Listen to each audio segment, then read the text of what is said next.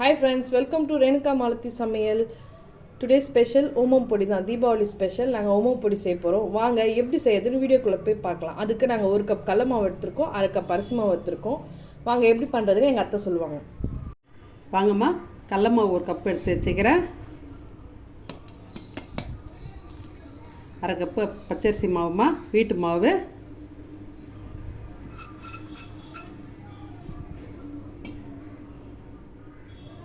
அரை ஸ்பூன் பெருங்காயத்தூள் போடுறேன்.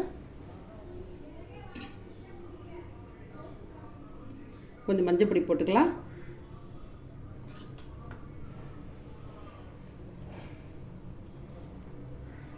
ஒரு ஸ்பூன் உப்பு போட்டுக்கலாம். நல்லா மிக்ஸ் பண்ணிடலாம்.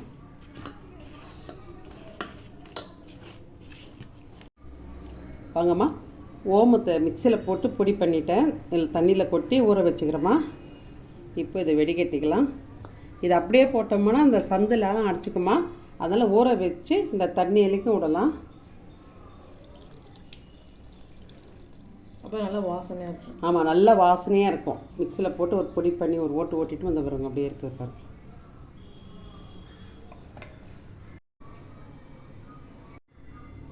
வாங்கம்மா, எண்ணெய் காசின எண்ணெய் கொஞ்சம் விட்டுக்கலாம் மாவு மேலே. இது அப்படியே கை போடாதீங்க, கை சூடுடும். ஸ்பூனை போட்டு கலந்துக்கலாம்.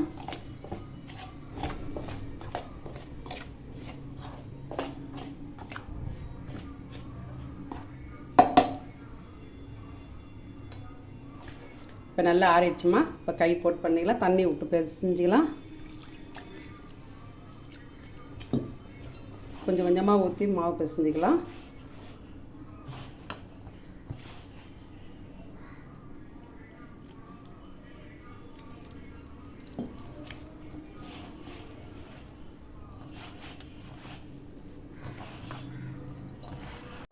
வாங்கம்மா, மாவு நல்லா பிசைஞ்சாச்சு, எல்லாம் ரெடி பண்ணியாச்சு.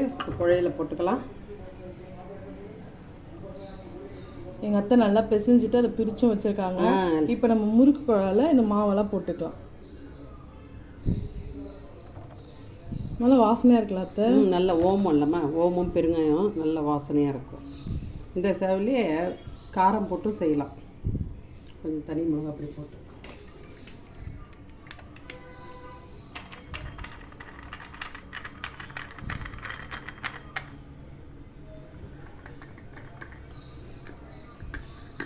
செஞ்சுட்டுமா. ஒரு மீடியமான தீயில் வச்சுக்கிறேன். இப்போ ஓம்பு அப்படியே பெஞ்சிக்கலாம்.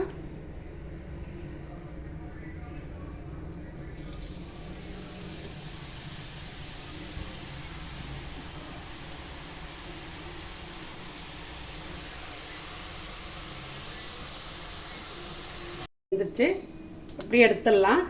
மொரெல்லாம் அடங்கிட்டு பாருங்கள். இப்போ நல்லா வெந்துட்டுருக்கோம் பாருங்கள், எப்படி இருக்குது பாருங்கள். நல்லா வெந்துச்சு சொன்னேன்.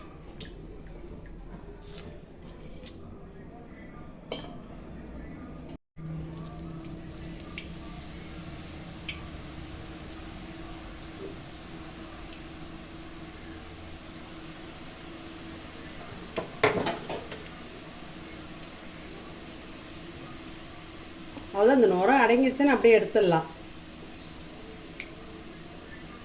திருப்பி கூட போட்டுக்கலாம். மீடியமான தீயில தான் இருக்கணும், இல்லை தீஞ்சிடும்.